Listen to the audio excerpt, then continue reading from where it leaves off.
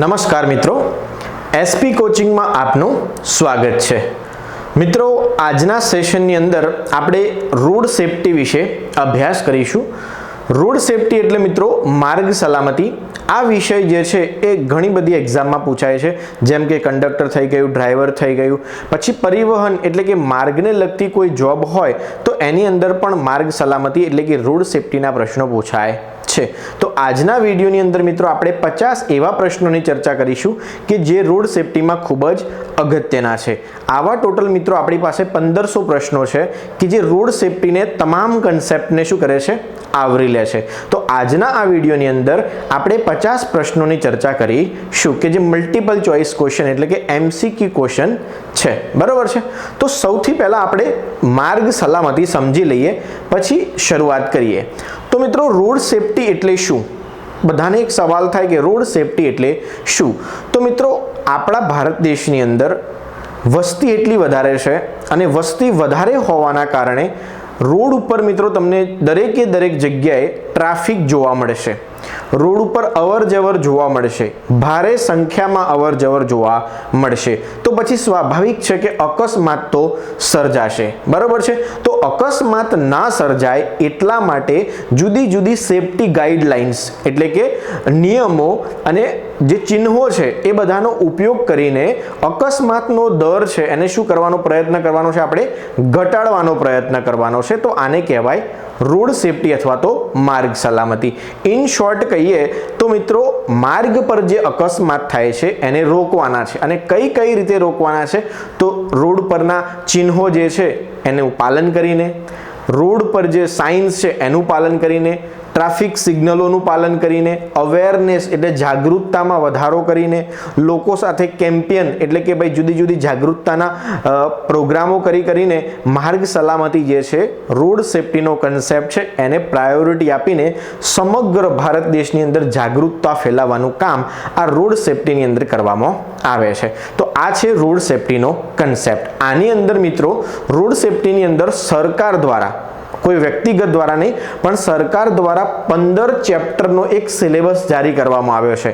15 ચેપ્ટરનો એક સિલેબસ જારી કરવામાં આવ્યો છે કે જેની અંદર રોડ સેફટીના તમામ કન્સેપ્ટ, કયા કયા કન્સેપ્ટ રોડ સેફટીની અંદર કવર થાય એ આપેલું છે।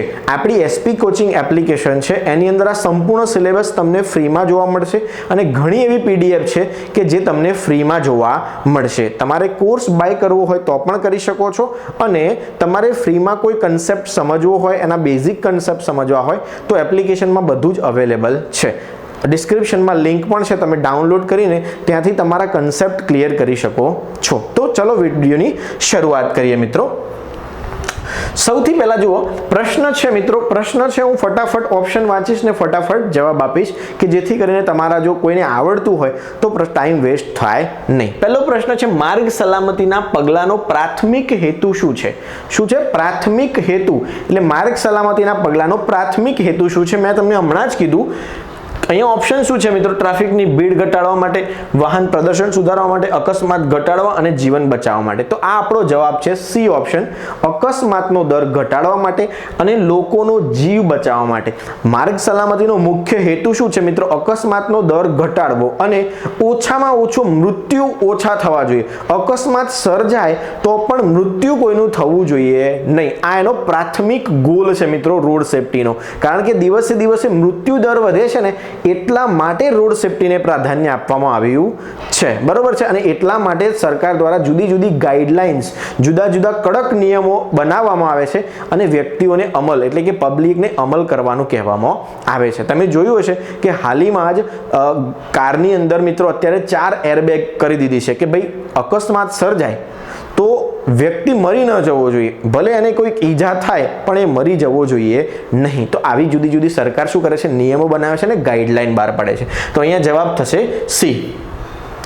ત્યાર પછી લાલ ટ્રાફિક લાઇટ શું સૂચવે છે? આપણને બધાને ખબર છે કે રેડ લાઇટ શું સૂચવે છે, પણ પરીક્ષામાં ઓપ્શન એવા હોય ને કે આપણે અટવાઈ જઈએ અથવા તો બે ઓપ્શન આપણને સાચા લાગે। અહીંયા શું છે?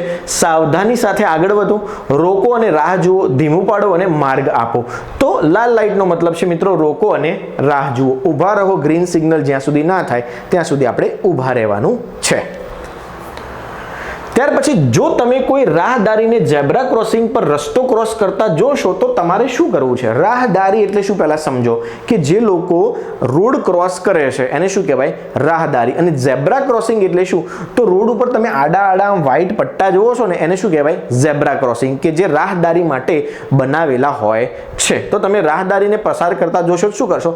તેમને ચેતવણી આપવા માટે હોર્ન મારશો, રોકો અને તેમને ક્રોસ કરવા દો, તેમને આગળ પસાર થવા માટે ઝડપ કરો અને તેમની આસપાસ વાહનો ચલાવો નહીં. સૌથી ઓપ્શન શું છે મિત્રો? રોકો અને તેમને ક્રોસ કરવા દો. રાહદારીને હંમેશા પ્રાધાન્ય આપવું જોઈએ. ત્યાર પછી છે સારા હવામાનમાં બીજા વાહનની પાછળનું સલામત નીચેનું અંતર શું છે? જો આ પ્રશ્ન ઘણી બધી જુદા જુદા સ્ટેટ્સની અંદર માર્ગ સલામતી અંગે પરીક્ષાઓ લેવાય એમાં આ પ્રશ્ન પૂછાયેલો છે, એટલા માટે આપણે લીધો છે. તો જો સારા હવામાનમાં બીજા વાહનની પાછળનું સલામત અંતર કેટલું હોવું જોઈએ? તો 2 સેકન્ડનું હોવું જોઈએ મિત્રો. કેટલું? 2 સેકન્ડનું. આપણને જજમેન્ટ લેવા, ડિસિઝન મેકિંગ માટે આપણને સમય મળે એ સમય છે 2 સેકન્ડનું. બરોબર છે? શું છે? 2 સેકન્ડનું. એટલે કે આપણું એટલું અંતર હોવું જોઈએ કે અચાનક કશું દેખાય તો આપણે આપણો મોડ અથવા તો ડ્રાઇવિંગનો જે રસ્તો છે એ થોડોક બદલી શકીએ. એટલે 2 સેકન્ડ આમાં જવાબ આવશે, યાદ રાખજો. ત્યાર પછી પ્રશ્ન છે અથડામણ ટાળવા માટે નીચેનામાંથી કઈ સૌથી અસરકારક પદ્ધતિ છે? અથડામણ એટલે એક્સિડન્ટ. અચાનક આપણે કોઈને અથડાઈ જઈએ, ટાળવું હોય તો શું કરવું જોઈએ? તો દરેક સમયે ધીમેથી વાહન ચલાવવું જોઈએ, વારંવાર હોર્ન વગાડવી જોઈએ, અન્ય વાહનોથી સુરક્ષિત અંતર રાખવું જોઈએ કે ફ્લેશિંગ લાઇટ, હેડલાઇટ ચાલુ રાખવા જોઈએ? તો જવાબ છે મિત્રો અન્ય વાહનો કરતાં સુરક્ષિત અંતર રાખીશું તો અથડામણ ટાળી શકીશું. અથડામણનો સેન્સ શું છે મિત્રો? કે કોઈએ અચાનક બ્રેક કરી અને આપણે ફટાક દઈને એક્ઝેક્ટ પાછળ ચાલતા હોય તો ફટાક દઈને ગાડી અથડાઈ જશે. તો સલામત અંતર શું છે મિત્રો? તો અન્ય વાહનોથી આપણે સુરક્ષિત અંતર રાખવું જોઈએ જેનાથી અથડામણ ટાળી શકાય. ઓપ્શન મિત્રો એવા હોય છે પરીક્ષામાં કે તમને કન્ફ્યુઝ કરી મૂકે કે જવાબ શું આવે છે, એટલે ધ્યાન રાખજો. થોડુંક દરેક વસ્તુને થોડુંક સિરિયસલી લેજો.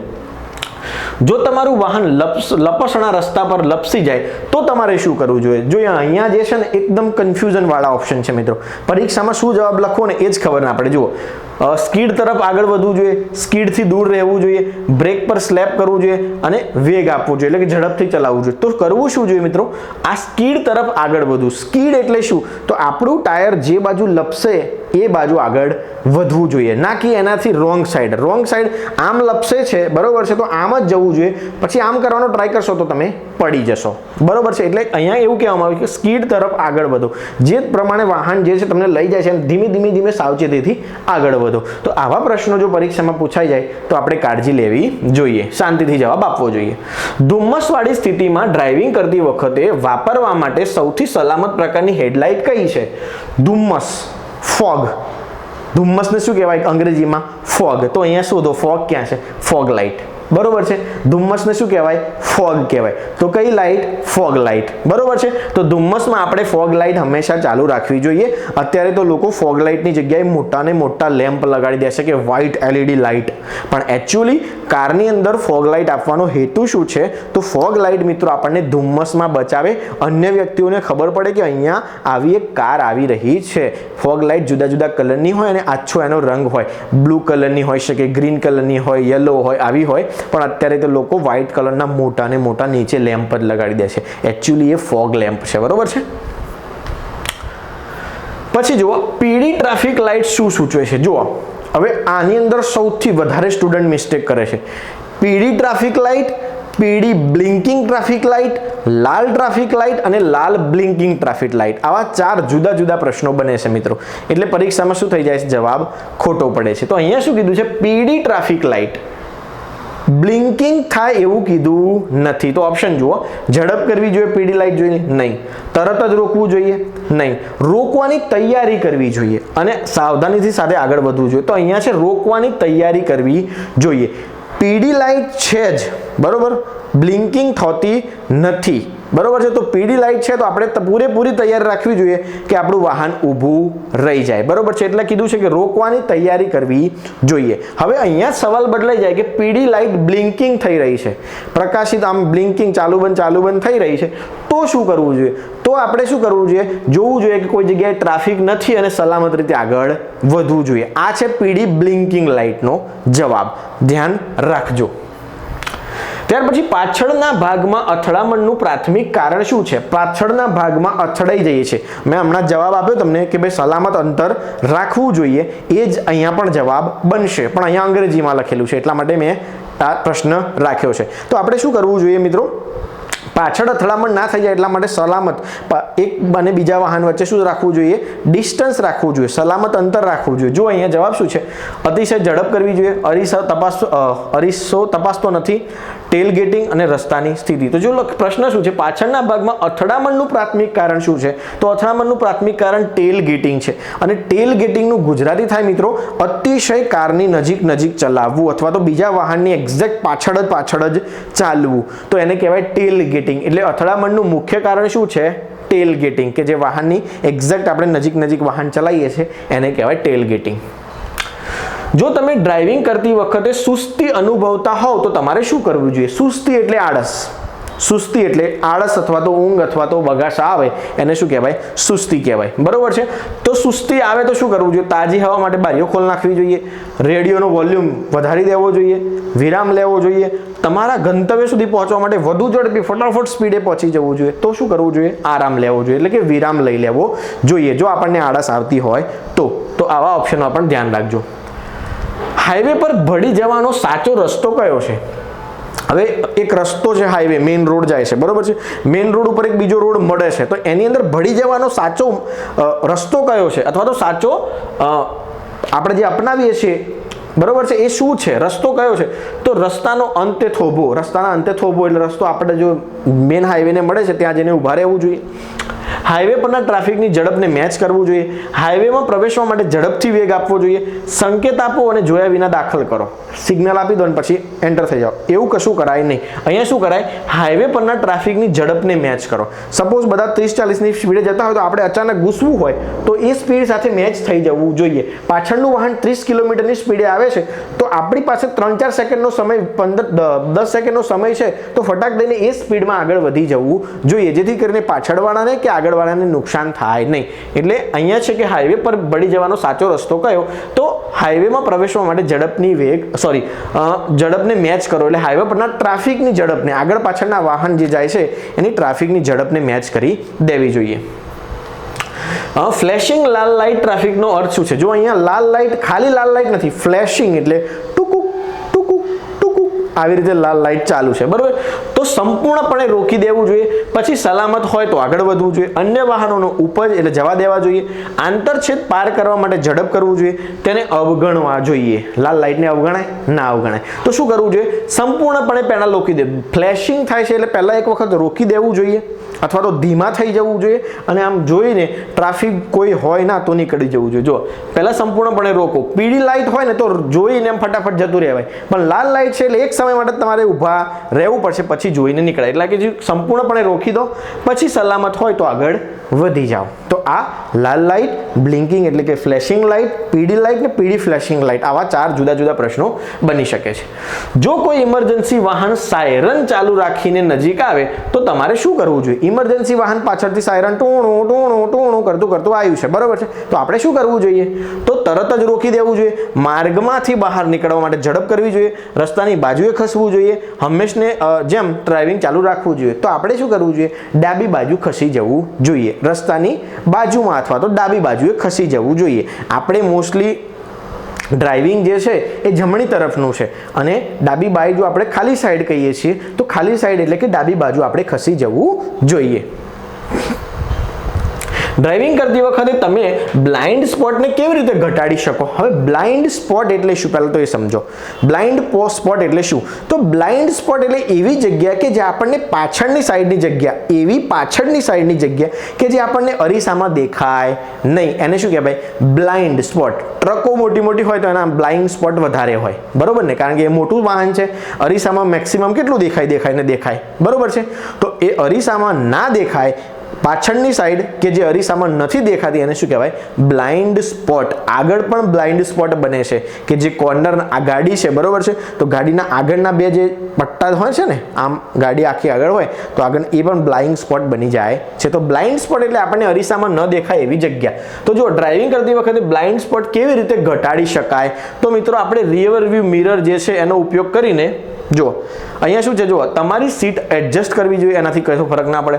તમારા રિયર વ્યૂ મિરરનો જ ઉપયોગ કરવો જોઈએ નહીં, તમારા સાઈડ મિરરને યોગ્ય રીતે એડજસ્ટ કરવા જોઈએ. જો અહીંયા રિયર વ્યૂ મિરર અને સાઈડ મિરર, બરોબર છે, આ અલગ અલગ અરીસા છે. રિયર વ્યૂ મિરર એટલે ચલાવતી વખતે આપણી ઉપરની સાઈડે જે કાચ હોય છે એમાં જે દેખાય એને રિયર વ્યૂ મિરર કહેવાય.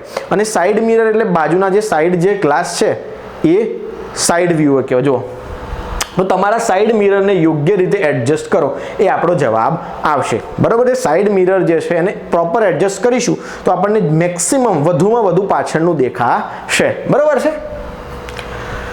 પછી છે સ્ટીયરિંગ વ્હીલ પર હાથની ભલામણ કરેલ સ્થિતિ શું છે? ઓકે, આ બહુ અગત્યનો પ્રશ્ન છે, કંઈક સારી એવી પરીક્ષામાં પૂછાય તો ત્યાંથી ઉપાડેલો પ્રશ્ન છે. જુઓ, સ્ટીયરિંગ વ્હીલ પર હાથની ભલામણ કરે તેવી સ્થિતિ. હવે આપણે સ્ટીયરિંગ ઉપર હાથ કેવી રીતે રાખવો જોઈએ? તો અહીંયા બહુ મસ્ત સવાલો આપેલા છે, ઓપ્શન બહુ સરસ આપેલા છે કે શું કરવું જોઈએ. 10 અને 2 વાગે, 9 અને 3 વાગે, 12 અને 6 વાગે, 8 અને 4 વાગે. આમાં કશું ખબર પડે છે? સમજણ પાડું. જુઓ, આ એકચ્યુઅલી શું દર્શાવે છે?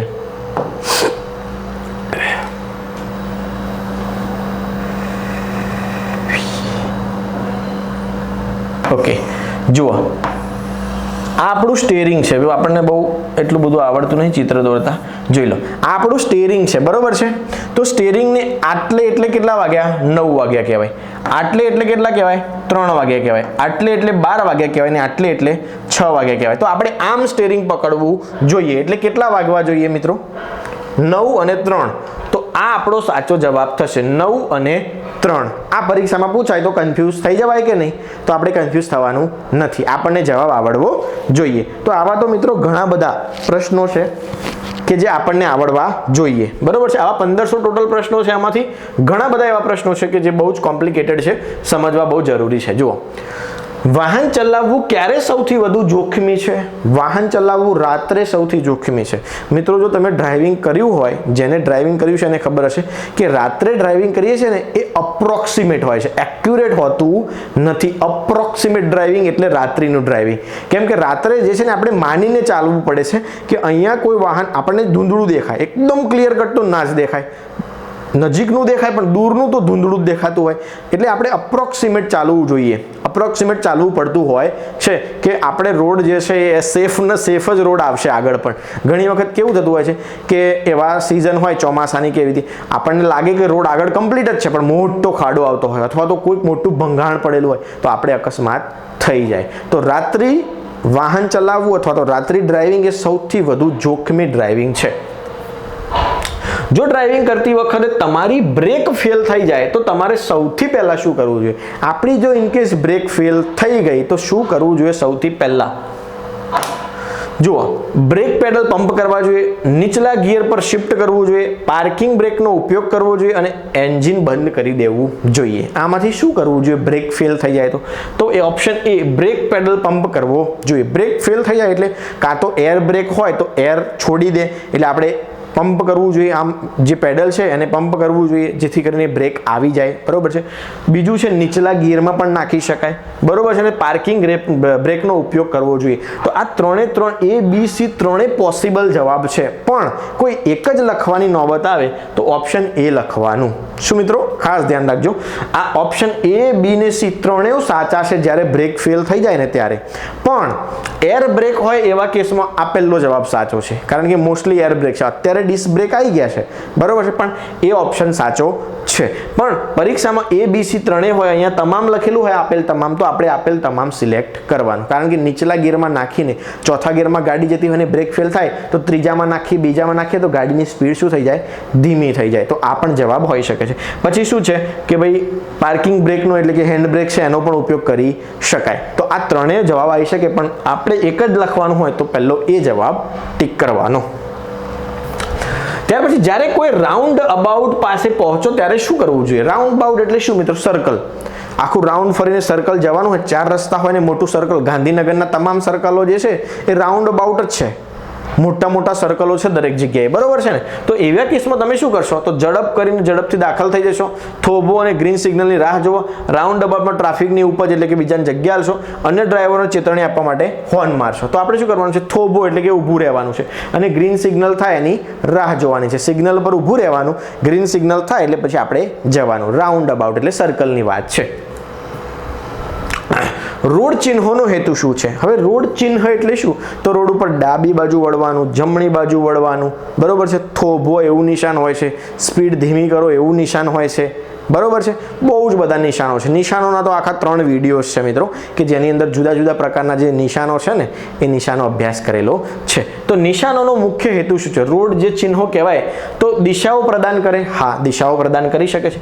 ડ્રાઈવરને જાણ કરવી અને માર્ગદર્શન આપે, હા કે આગળ કયા પ્રકારના વાહન છે અથવા આગળ કયા પ્રકારનો રોડ છે, 4 લેન રોડ છે, 4 રસ્તા પડે છે, આવું બધું ડ્રાઈવરને માર્ગદર્શન આપે.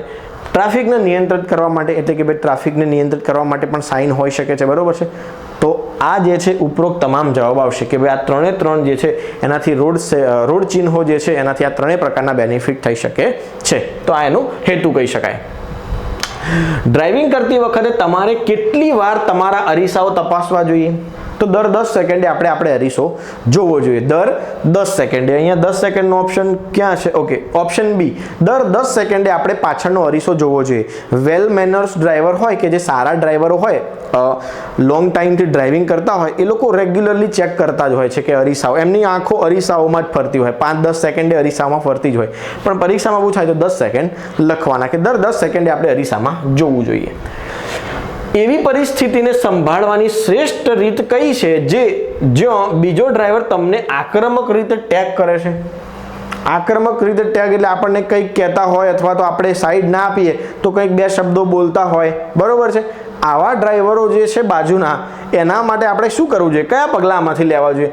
દૂર જવા માટે ઝડપ કરવી જોઈએ, ડ્રાઈવરને બ્રેક ચેક કરવી જોઈએ, તેમને એટલે કે બીજો ડ્રાઈવર જે નાટક કરે છે એને પસાર થવા દેવો જોઈએ અને બીજી લેન તરફ જવું જોઈએ, ડ્રાઈવરને અવગણવો જોઈએ એટલે એને ઇગ્નોર કરવો જોઈએ. તો આપણે સારામાં સારું પગલું કયું છે અહીંયા એ સિલેક્ટ કરવાનું છે. તો સારામાં સારું પગલું એવું છે કે તેમને પસાર થઈ દેવા દેવો અને આપણે લેન બદલી નાખવી જોઈએ. આપણે જતા હોય અને આપણે સાઈડ ન આપીએ તો પાછળથી કોઈ હોર્ન માર કરે અથવા તો કોઈ ગાળો બાળો બોલે, એવું કરે તો આપણે સારામાં સારું ડિસિઝન શું લેવું જોઈએ? તો આપણે ધીમું પડીને સાઈડમાં થઈ જવું જોઈએ જેથી કરીને એ વ્યક્તિ જતો રહે, બરોબર છે? આવા ડોટ ડાયાના લીધે ઘણી વખત અકસ્માત સર્જાતા હોય છે. પછી જુઓ, જો તમે હાઈવે પર બહાર નીકળવાનું ચૂકી જાઓ તો તમારે શું કરવું જોઈએ? હવે આપણે એક્ઝિટ આવ્યો અને એક્ઝિટ ચૂકી ગયા તો શું કરીએ? તો નેક્સ્ટ એક્ઝિટની રાહ જોવી જોઈએ, બરોબર છે? બીજો તો કોઈ ઓપ્શન નથી. અહીંયા ઓપ્શનમાં એવું હોય કે ભાઈ પાછું વળી જવું જોઈએ, બ્લિંકિંગ લાઇટ ચાલુ કરીને જતું રહેવું જોઈએ, ને આવું બધું કરાય નહીં. એનો લીગલ રસ્તો છે કે ભાઈ આગામી એક્ઝિટ લો. આગામી એક્ઝિટ એટલે નેક્સ્ટ એક્ઝિટ આવે ત્યાં સુધી તમારે જવું જ પડશે. ઘણી વખત કેવું થાય છે, આ ઇન્દોર હાઈવે છે ને એમાં બહુ જ લોકોને ભૂલ થાય છે. એટલા બધા નવા પુલ્સ ને એટલું બધું બની ગયું છે કે મિત્રો જ્યારે પણ આવું થાય છે ત્યારે લોકો શું કરે છે? એક્ઝિટ ચૂકી જાય છે ને પછી આગળના એક્ઝિટ નીકળે ને તો 20-25 કિલોમીટર કે 15 કિલોમીટરનો નવો એક્ઝિટ હોય. લેન બદલવાની યોગ્ય રીત કઈ છે? લેન બદલવાની એટલે કે આમ 2-3 રસ્તા હોય, ભાઈ 2 લેન રોડ, 4 લેન રોડ આવો હોય તો લેન બદલવાનો સરળમાં સરળ રસ્તો કયો છે? બરોબર છે? યોગ્ય રીત કઈ છે? સિગ્નલ આપો, અરીસો તપાસો અને ઝડપથી લેન બદલો? નહીં. સિગ્નલ આપો, અરીસો તપાસો અને લેન ધીમે ધીમે બદલો. ચેક કર્યા વિના સિગ્નલ આપીને લેન બદલી નાખો અને જો કોઈ કાર દેખાતી ન હોય તો સિગ્નલ આપ્યા વિના બદલી નાખો. નહીં. ઓપ્શન બી જવાબ આવશે. સિગ્નલ આપો, અરીસો તપાસો અને લેન ધીમે ધીમે બદલો. અચાનક ફટાક દઈને લેન બદલી ના નખાય. આપણને કોઈ પાછળનું વાહન દેખાયું પણ ખરું ને ન પણ દેખાય, બ્લાઇન્ડ સ્પોટ હોય તો ન પણ દેખાય, તો એવા કેસમાં એક્સિડન્ટ સર્જાઈ શકે. એટલે ઓપ્શન બી આવશે. સિગ્નલ આપો, અરીસો તપાસો અને ધીમે ધીમે લેન બદલી નાખો. જો તમારું વાહન હાઇડ્રોપ્લેન પર જવા લાગે તો શું કરવું જોઈએ? હવે હાઇડ્રોપ્લેન એક નવો શબ્દ આવ્યો. હાઇડ્રોપ્લેન પર જવા લાગે એટલે શું? તો હાઇડ્રોપ્લેન એટલે શું મિત્રો? તો આપણું વાહન જે છે એ ઓવર સ્પીડિંગ, દાખલા તરીકે રોડ ઉપર ઘણી જગ્યાએ તમને જોવા મળે છે કે ભાઈ 60 કિલોમીટર જે છે એ ગતિ મર્યાદા. તો હાઇડ્રોપ્લેનનો મતલબ શું થાય? ગતિ મર્યાદા લખેલી છે 60ની અને તમે 80ની સ્પીડે જાઓ છો તો શું કરવું જોઈએ? તો શું કરવું જોઈએ મિત્રો? ઝડપ કરવી જોઈએ, ઝડપથી વળી જવું જોઈએ, પ્રવેગને હળવો કરો અને સીધા સ્ટીયરિંગ કરો, બ્રેક પર સ્લેમ કરો. એટલે આપણે કરવું શું જોઈએ? આ હાઇડ્રોપ્લેનનો મતલબ શું થાય મિત્રો કે સ્પીડ લિમિટ છે 60 ની અથવા 70 ની કે 80 ની લિમિટ છે અને એના કરતાં તમે વધારે નીકળી ગયા છો તો તમારે શું કરવું જોઈએ? પ્રવેગને હળવો કરો એટલે થોડીક સ્પીડ ધીમી કરો અને સીધા સ્ટીયરિંગ કરો. બરોબર છે? એટલે કે ભાઈ આપણે સ્ટીયરિંગ સીધું જ રાખવું જોઈએ અને ધીમે રહીને થોડી ગતિ ધીમી કરી દેવી જોઈએ. તો આને કહેવાય હાઇડ્રોપ્લેન. એટલે કે ભાઈ આપણે સ્પીડ જે છે એ રસ્તાની જે નક્કી કરેલી સ્પીડ કરતાં આપણે વધારે છીએ. બરાબર છે? હાઇડ્રોપ્લેનના 2-3 અર્થ થઈ શકે. જેમ કે આપણે ઓવરવેઇટ લઈને જતા હોય તો પણ આપણે ઓવરવેઇટ જે છે ઘટાડી દેવું જોઈએ. મોટાભાગના દેશોમાં ડ્રાઈવરો માટે કાનૂની રક્ત આલ્કોહોલ સાંદ્રતા એટલે કે BAC મર્યાદા શું છે? તો બ્લડની અંદર બરોબર છે આલ્કોહોલની માત્રા કેટલી છે એ દરેક દેશની અંદર કેવું છે? મોટે ભાગના દેશની અંદર મિત્રો 0.08 છે. 0.08 છે. અહીંયા પણ થોડું સમજજો મિત્રો. જુઓ, BAC એટલે બ્લડ આલ્કોહોલ કન્ટેન્ટ. શું? Blood alcohol content. જુઓ, આ BAC નો મતલબ શું થાય? Blood alcohol content. તો BAC છે એ ભારતની અંદર 0.03%. યાદ રાખજો, નોટ કરી લેજો, લખી લેજો કે 0.03% જે છે એ ભારતની છે મિત્રો. આ 0.08 એ બીજા તમામ દેશો છે કે જ્યાં આલ્કોહોલ પીવાની છૂટ છે. ભારતની અંદર છૂટ નથી એટલા માટે એનું પ્રમાણ 0.03% છે. આપણે પરીક્ષામાં આ જ જવાબ લખવાનો છે 0.03. આવો પ્રશ્ન પૂછાય તમામ મોટે ભાગના દેશની અંદર તો પછી 0.08 લખી શકાય. પણ જ્યાં સુધી 0.03 દેખાય, ભારત શબ્દ લખેલો ક્યાંય દેખાઈ જાય તો 0.03%. અને આ BAC નું પૂરું નામ પણ પૂછાય છે બ્લડ આલ્કોહોલ કન્ટેન્ટ. એટલે કે બ્લડની અંદર આલ્કોહોલની માત્રા કેટલી છે એ ચેક કરવાનું આ મેઝરમેન્ટ છે. અન્ડરસ્ટુડ? ચલો આગળ વધીએ. વિચલિત ડ્રાઇવિંગનું સૌથી સામાન્ય કારણ શું છે? હવે વિચલિત ડ્રાઇવિંગ એટલે શું? તો ડિસ્ટ્રેક્શન. આપણે ચાલુ ડ્રાઇવિંગમાં કંઈક ગેજેટ્સનો ઉપયોગ કરીએ, મોબાઈલ ફોન મચડીએ, કોઈનો કોલ એટેન્ડ કરીએ, પછી બહુ સોંગ સાંભળવામાં મશગુલ થઈ જઈને ડાન્સ કરવા લાગીએ, બરોબર છે, નાસ્તો કરીએ ચાલુમાં. આ બધું શું છે? વિચલિત ડ્રાઇવિંગ એટલે કે ડિસ્ટ્રેક્શન. ડ્રાઇવિંગની અંદર આપણને ડિસ્ટર્બ કરે એવા ફેક્ટર્સ એને શું કહેવાય?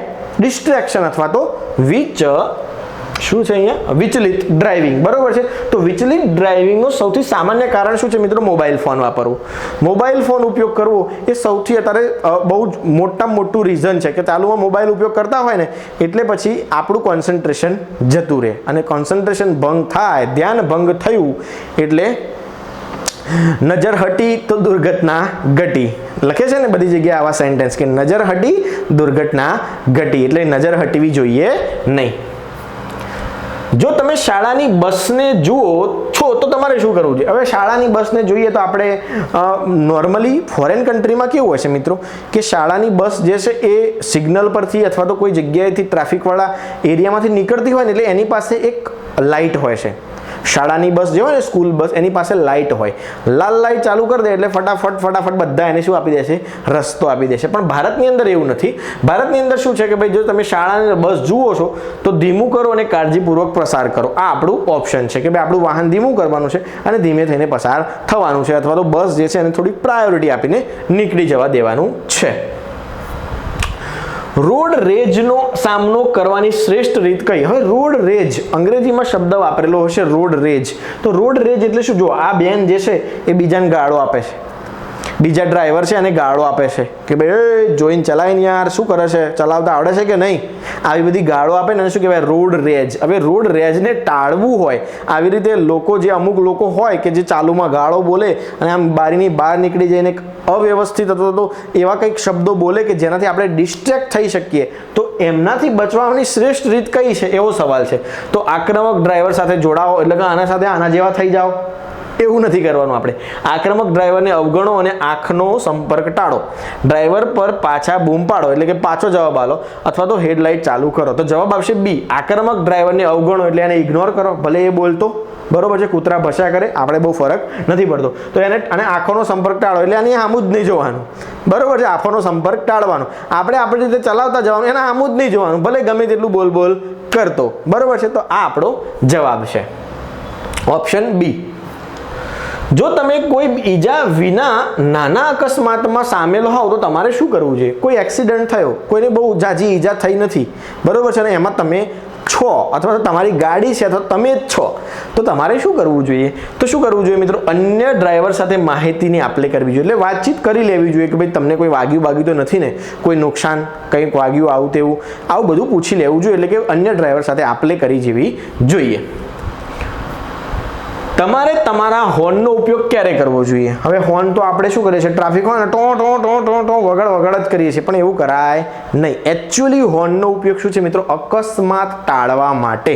તમારે અચાનક કશુંક આવી ગયો ઓબ્જેક્ટ, અથવા તો તમારે એ ઓબ્જેક્ટના લીધે તમને નુકસાન અથવા એને નુકસાન થઈ શકે છે, તો તમે હોર્ન વગાડી શકો છો. એટલે અકસ્માતને ટાળવા માટે અથવા તો અકસ્માતને રોકવા માટે આપણે હોર્ન વગાડી શકીએ છીએ. જો તમે મલ્ટી લેન રોડ પર ડ્રાઇવિંગ કરી રહ્યા હોવ તો પાછળથી ઇમરજન્સી વાહન આવે તો તમે શું કરશો મિત્રો? તમે એની ભલામણમાં શું કરશો? મલ્ટી લેન એટલે કે એક કરતાં વધારે 3 લેન 4 લેન રોડ છે, 6 લેન રોડ છે માની લો, અને પાછળથી અચાનક જ કોઈક ઇમરજન્સીનું વાહન આવે છે, પોલીસની ગાડી આવે છે કે 108 આવે છે કે XYZ ઇમરજન્સીના વાહન આવે છે, ટો ટો ટો ટો સાયરન વગાડતા, તો આપણે શું કરવું જોઈએ? માર્ગમાંથી બહાર નીકળવા માટે ઝડપ કરવી જોઈએ? નહીં. ધીમું કરો પરંતુ તમામ ગલીઓમાં રહો, ધીમું કરો પણ લેનમાં જ રહો, એવું નહીં. રસ્તાની ડાબી બાજુએ જાઓ અને રોકો. આપણે શું કરવું જોઈએ? તો મિત્રો આપણી લેન જે છે એ લેનથી ડાબી બાજુ ધીમે ધીમે જતું રહેવું જોઈએ અને ઊભી રાખવાનો પ્રયત્ન કરવો જોઈએ, અને પાછળ જે આવે છે ઇમરજન્સી વાહન એને જવા દેવામાં મદદરૂપ થવું જોઈએ. તમારે કોઈ ચેતવણી સિગ્નલ વિના રેલ રોડ ક્રોસિંગનો ઉપયોગ કેવી રીતે કરવો જોઈએ? હવે રેલ રોડ આવ્યો છે એટલે કે રેલવે માર્ગ આવ્યો, પણ કોઈ સિમ્બોલ પણ નથી અને પેલું જે બંધ હોય છે ને ફાટક એ પણ છે નહીં, તો શું કરવું જોઈએ આપણે? તો જુઓ, ઝડપથી પસાર કરવા માટે ઝડપ કરવી જોઈએ નહીં, ધીમી કરો અને ટ્રેન તપાસો નહીં, ક્રોસિંગ પહેલા સંપૂર્ણપણે રોકો નહીં, તેને અવગણો અને ડ્રાઇવિંગ ચાલુ રાખો. અહીંયા જવાબ શું આવશે મિત્રો? હા, ધીમી કરવી જોઈએ અને ટ્રેનને તપાસવી જોઈએ. આપણું વાહન એકદમ ધીમું કરી દેવું જોઈએ અને જોવું જોઈએ કે બંને બાજુ ટ્રેન તો આવતી નથી ને, પછી નીકળી જવાય. તો જવાબ આવશે બી, ધીમી કરો અને ટ્રેનો તપાસો. આ આપણો જવાબ છે. જો તમને રસ્તા પર કોઈ સાયકલ સવાર મળે તો તમારે શું કરવું જોઈએ? સાયકલ સવાર આપણને રસ્તા પર મળી ગયો તો શું કરવું જોઈએ?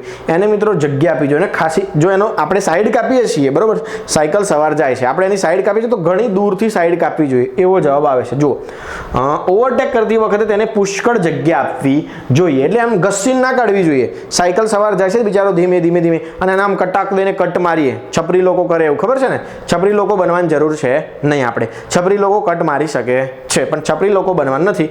ઓવરટેક કરતી વખતે તેને પુષ્કળ જગ્યા આપવી જોઈએ, એટલે કે ફૂલી સ્પેસ આપીને આપણે અહીંયા સાયકલ સવાર જાય છે તો ખાસા દૂર થઈને આપણે મસ્ત રીતે નીકળવું જોઈએ.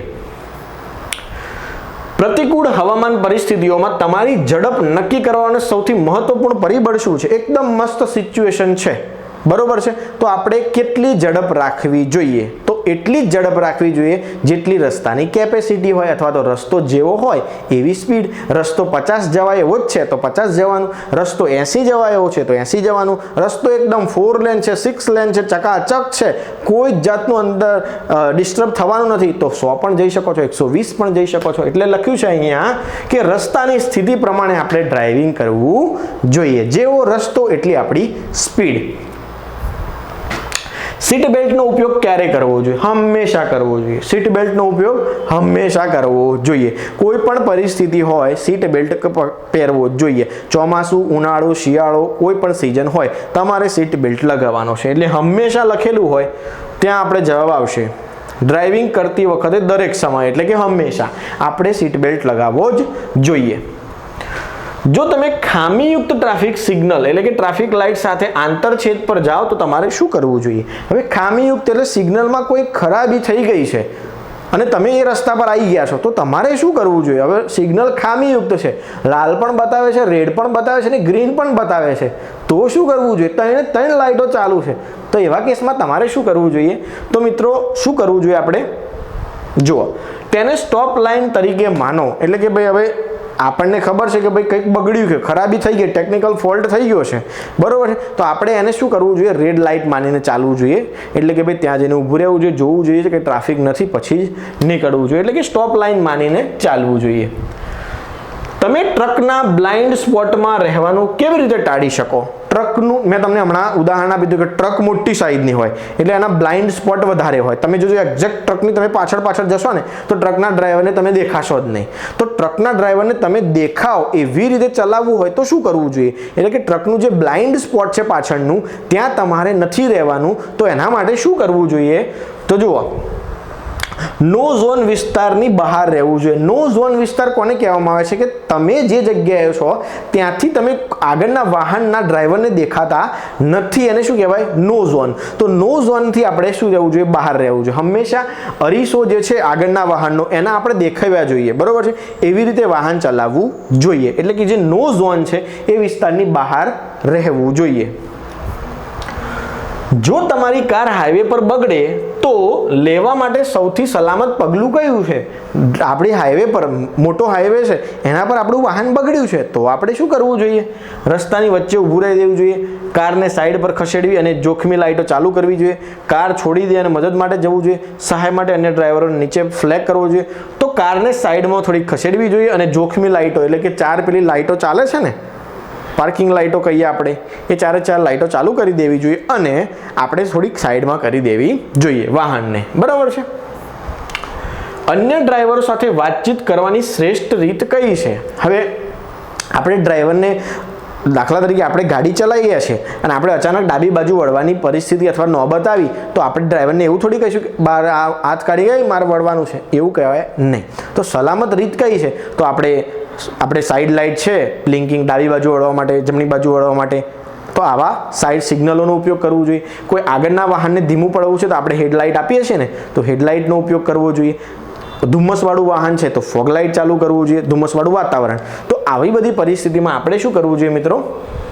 તો તમારા ટર્ન સિગ્નલ અને હેડલાઇટનો ઉપયોગ કરીને બીજા અન્ય ડ્રાઈવરો સાથે વાતચીત તમે કરી શકો છો, એટલે કે કોલોબરેશન કરી શકો છો. મ્યુચ્યુઅલ અન્ડરસ્ટેન્ડિંગ કહેવાય જેને, બરાબર છે? એ કરી શકો છો. જે ડ્રાઈવર હોય, અસલી ડ્રાઈવર, એને બધી જ ખબર પડે કે રાત્રિ દરમિયાન કોઈ સાઈડ લાઇટ બતાવે છે તો એને ખરેખર વળવાનું નથી, એ તમને કહેશે કે ભાઈ તું આગળ જતો રહે. તો આવી બધી કોમન સેન્સ જે છે એ ડ્રાઈવરો વચ્ચે મ્યુચ્યુઅલ અન્ડરસ્ટેન્ડિંગ થતી હોય છે.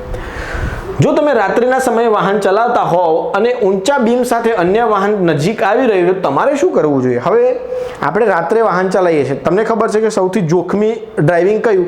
રાત્રિનું ડ્રાઇવિંગ. અને કોઈક હાઈ બીમ સાથે, હવે 2 પ્રકારના બીમ હોય, એક લો બીમ અને હાઈ બીમ. હાઈ બીમ એટલે તમારા એક્ઝેક્ટ સામે જ લાઇટ પડે અને લો બીમ એટલે રોડ ઉપર પડે, બરોબર છે? તો હાઈ બીમ સાથે કોઈક વાહન ફટાફટ તમારી તરફ આવી રહ્યું તો તમારે શું કરવું જોઈએ? ડાબી બાજુ આપણે ધ્યાન આપવું જોઈએ. ક્યાં આપવું જોઈએ? ડાબી બાજુ, જેથી કરીને આપણે થોડાક સુરક્ષિત થઈ શકીએ અથવા તો કોઈક અકસ્માત સર્જાય તો સુરક્ષિત ડાબી બાજુ જઈ શકીએ. જો અહીંયા જવાબ હશે રસ્તાની ડાબી બાજુએ જુઓ. તો આપણે શું કરવાનું? હાઈ બીમથી કોઈ ફટાફટ આપણી બાજુ આવ્યું છે કે તો જેટલું જવાય એટલું ડાબી બાજુ જતું રહેવાનું, રસ્તો દેખાય એટલું ડાબી બાજુ જતું રહેવાનું, બરોબર છે? જેથી કરીને બચી શકાય. રસ્તા પર મોટરસાયકલ પસાર કરવાનો સૌથી સલામત રસ્તો કયો? મોટરસાયકલ, 2 વ્હીલરની વાત છે. તો જુઓ, લેન બદલો અને પુષ્કળ જગ્યા સાથે પસાર કરો. હવે મોટરસાયકલ લઈને જયા છીએ, બરોબર છે? તો આપણે કોઈનો સાઈડ કાપતા હોય તો શું કરવું જોઈએ? આમ ઘસીને કટો મારવી જોઈએ નહીં, છપરી વેળા કરવા નહીં. આપણે હંમેશા લોંગ ડિસ્ટન્સ લઈને જેટલી વધારે જગ્યા બને એટલી લઈને આપણે ક્રોસ કરવું જોઈએ. એટલે મોટરસાયકલનો કીધું છે. હેવી વાહન અથવા કોમર્શિયલ વાહન ચલાવવા માટે ન્યૂનતમ ઉંમર કઈ છે? જુઓ, વાહન જે છે ને એ ગિયર વગરનું હોય તો 16 વર્ષ. યાદ રાખજો, વાહન જો ગિયર વગરનું હોય તો 16 વર્ષ, વાહન જો ગિયર વાળું હોય તો 18 વર્ષ, અને વાહન જો હેવી વાહન અથવા કોમર્શિયલ વાહન, પેલી યલો પટ્ટીવાળા વાહન છે ને કોમર્શિયલ વાહન કહેવાય, એવા વાહનો જે છે યલો નંબર પ્લેટ વાળા, એમ તો એવા વાહનો જે છે એને શું કહેવાય મિત્રો? કોમર્શિયલ વાહનો. તો એવા વાહનો ચલાવવા માટે ન્યૂનતમ ઉંમર ઓછામાં ઓછી 20 વર્ષની ઉંમર હોવી જોઈએ, બરોબર છે? ચાલો, જો તમારી કાર ડ્રાઇવિંગ કરતી વખતે વધુ ગરમ થવા લાગે તો તમારે શું કરવું જોઈએ? હવે આપણી કાર ગરમ થવા લાગી છે, બરોબર છે? આપણને ખબર પડી છે કે હીટ પકડી છે આપણી કારે, તો એવા કેસમાં શું કરવું જોઈએ? તો આરામ કરી લેવો જોઈએ. જુઓ મિત્રો, રોકો અને એન્જિન ઠંડુ થવા દો. એન્જિન જ્યાં સુધી ઠંડુ ન થઈ જાય ત્યાં સુધી આપણે વાહન ચલાવવું ન જોઈએ. હવે ખબર કેમ નહીં પડે કે વાહન ગરમ થાય છે? તો અંદર ડાયનેમોની અંદર ઇન્ડિકેટર આવે મિત્રો. શું આવે? ઇન્ડિકેટર, કે જેની મદદથી આપણને ખબર પડે કે વાહન આપણું ગરમ થઈ રહ્યું છે. હું તમને એક સિમ્બોલ દોરું, કદાચ મને આવડી જાય તો. એક્ઝેક્ટલી તો ખબર નથી એ સિમ્બોલ કેવું છે, પણ દોરી જોઉં હું, આ રીતે આમ કંઈક દોરેલું હોય છે અને આમ ટપકું પડતું હોય છે. આવું ડાયનેમોની અંદર એક સિમ્બોલ હોય છે. આપણને બહુ ચિત્ર નથી આવડતું, તો આવું એક સિમ્બોલ હોય છે ડાયનેમોની અંદર કે જેની મદદથી આપણને ખબર પડે કે આપણી વાહન હીટ પકડી રહ્યું છે. પછી પ્રશ્ન આવ્યો ટાયર ફાટવાનું જોખમ ઘટાડવાની શ્રેષ્ઠ રીત કઈ? હવે આપણું ટાયર ફાટે નહીં એના માટે આપણે સૌથી સલામત પગલું કયું લેવું જોઈએ? તો ટાયર પ્રેશર રેગ્યુલર ચેક કરવું જોઈએ અને ચારે ચાર ટાયરોના પ્રેશર જે પ્રમાણે કંપનીએ કીધા હોય ને એ પ્રમાણે હોવા જોઈએ, તો આપણે ટાયર ફાટવાનું જોખમ બનશે નહીં. હવે માની લો કે 4 ટાયરો છે ને એમાં કોર્નરનું એક ટાયર અથવા તો પાછળના ખૂણાનું એક ટાયરમાં હવા બહુ વધારે છે અને એ જ ટાયર જોરથી ખાડામાં પડી ગયું, તો શું થશે? ટાયર ફાટી જશે. અથવા તો કોઈ જગ્યાએ સહેજ અથડાઈ ગયું તો ટાયર શું થશે?